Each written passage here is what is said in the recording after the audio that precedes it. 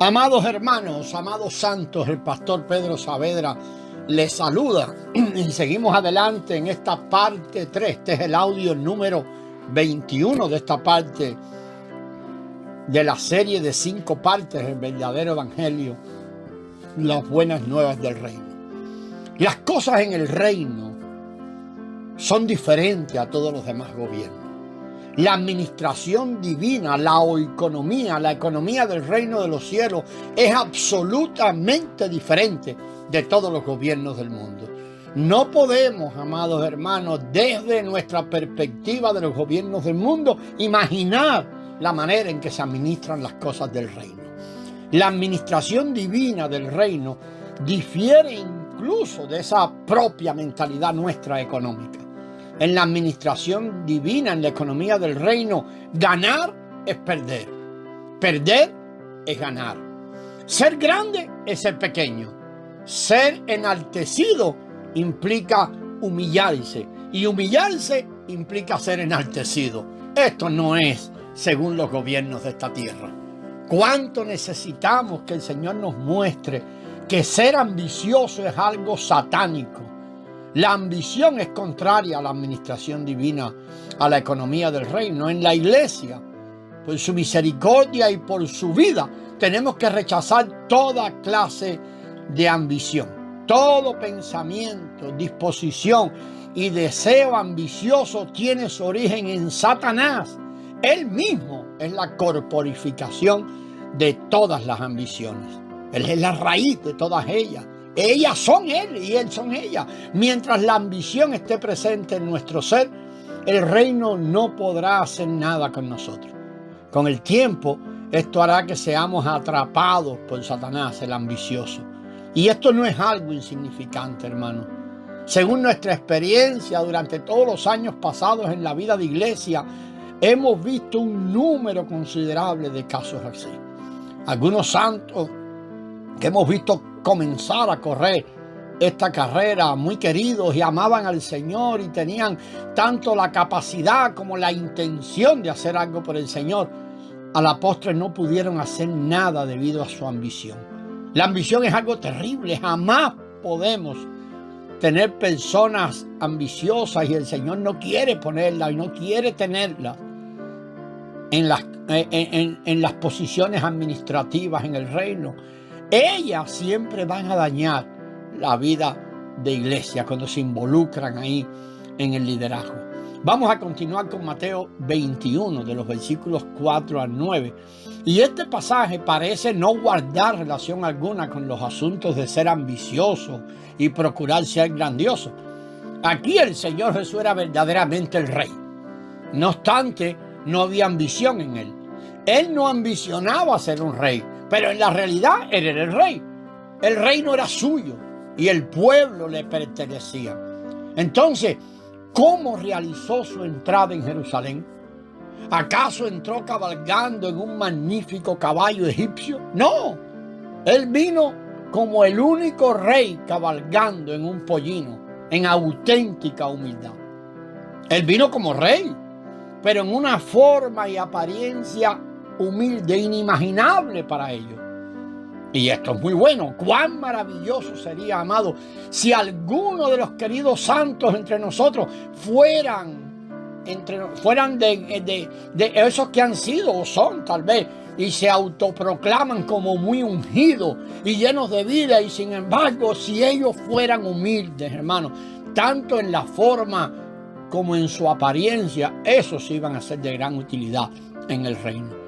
No debemos tener una actitud que proclame: yo estoy verdaderamente ungido, yo soy una persona muy dotada y yo debo tener una posición muy elevada. Tal vez no lo dicen con la boca, pero la manera en que se desarrollan grita eso.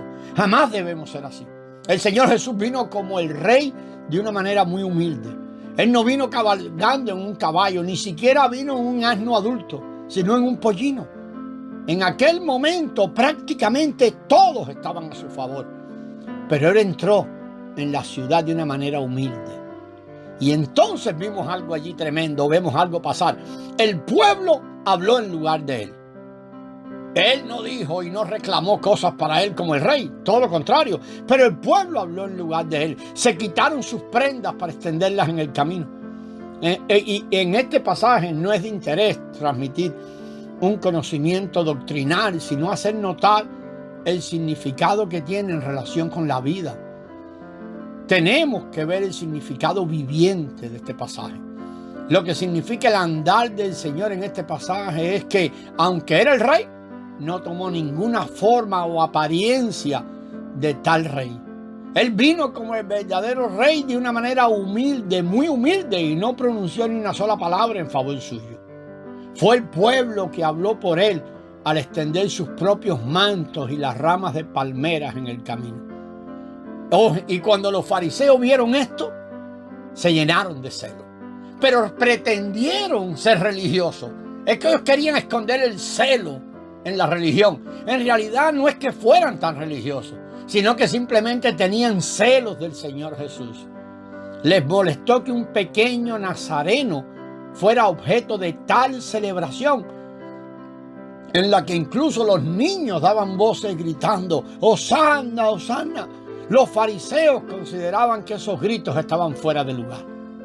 ¿Por qué Jesús permitía que los niños le alabasen, dando voces y proclamando en el templo? Este era el lugar reservado para que la gente adorase a Dios. Ellos deberían entrar en el templo con reverencia. ¿Por qué el Señor Jesús no reprendió a esos niños? Al parecer los fariseos eran muy religiosos, pero en realidad no era un asunto de ser religioso, sino era un asunto de sentir celos. Simplemente sentían celos. Y debido a que ellos se mostraron muy religiosos y bíblicos en la apariencia, el Señor Jesús les dijo algo: ¿nunca leísteis que de la boca de los pequeños y de los que maman perfeccionaste la alabanza? Mírenlo en el capítulo 21 y versículo 16. Su respuesta daba a entender que no era incorrecto que los niños dieran voces y gritaran hosanna, sino que esto era por completo escritural y fundamentalista. La misma respuesta, amados hermanos, puede ser dada a la cristiandad de hoy. ¿Cuánto a veces queremos ocultar cosas o llenar la iglesia de cosas religiosas y supuestamente escriturales? Llegan a un lugar algunos y encuentran unos hermanos gritando, haciendo cosas y entonces empezamos a preguntar: ¿pero qué clase de reunión es esta? Esto aquí no hay reverencia. Con estos gritos, esto lo que parece es un partido de fútbol. Podríamos preguntarle: ¿jamás leyeron los versículos del Antiguo Testamento que hablaban sobre dar voces y alabar al Señor con gritos de júbilo? Mire, vaya allí y vea Esdras 3, 10 y 11, Salmo 5, 51, Salmo 95, 1, Salmo 101. Después, los principales sacerdotes y los ancianos, note esto bien, vinieron al Señor Jesús. Mire Mateo 21, los versículos del 23 al 27. Los principales sacerdotes, o sea, los que tenían una posición prominente en la religión, y los ancianos, que tenían una posición destacada en la comunidad, ellos le preguntaron al Señor: ¿quién te dio esta autoridad? Versículo 23. Esta pregunta nos muestra la conexión existente entre este pasaje y los que ya hemos venido mirando antes. La idea subyacente era la posición. Ellos estaban reclamando su posición, reclamando la autoridad. Y conecta todos estos pasajes que hemos venido viendo del libro de Mateo.